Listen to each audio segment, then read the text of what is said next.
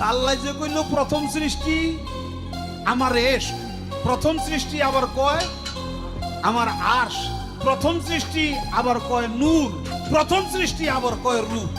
আল্লাহ এক মুখে যে এত কথা কয়, আল্লাহর মুখ কয়টা? খালি কয়টা না, ওটা মুখ না হুক, এটাও আমার জানা দরকার। যে দেশে 90% লোকই মুসলমান, সে দেশে আইনের জন্য অপেক্ষা করার কি দরকার? যে জেলায় এই ঘটনা হয়েছে সে জেলায় কি কোনো মুসলমান থাকে না? সে জেলার কোনো মুসলমানের ইসলাম সম্পর্কে একটু ধারণা নাই? মুসলমানের মানুষরা তো এত বোকা না, নাকি বোকার বান্দরই বসিয়েছিল? আজকে দেশের আইন কোথায়? 90% মুসলমানের ভিতরে ইসলাম কোথায়? হ্যালো গাইস, কেমন আছেন আপনারা? আপনাদের দোয়ায় আমি অনেক অনেক ভালো আছি।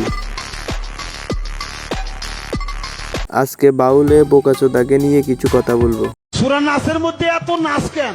আরে নাচতে কইছে, এইজন্যই তো এত নাচ। কেউ যদি কিছু না বুঝি না জানি হুদাই চিল্লায় তাদেরকে বলা হয় পাগল। আর কেউ যদি মুসলমান হয়ে ইসলাম সম্পর্কে না জানি আল্লাহকে অস্বীকার করে তাদেরকে বলা হয় কাফের। আরবি অর্থ না জানি, সূরা নাসের অর্থ না জানি, নার্স অর্থ না জানি, খালি হুদায় নাচ নাচ করে চিল্লালে কোনো লাভ আছে? যে জেলায় এই ঘটনা ঘটছে সে জেলায় কি কোনো মুসলমান থাকে না? সে জেলায় যদি মুসলমান থাকে তাহলে বাইরের জেলার সাহায্যের প্রয়োজন কেন?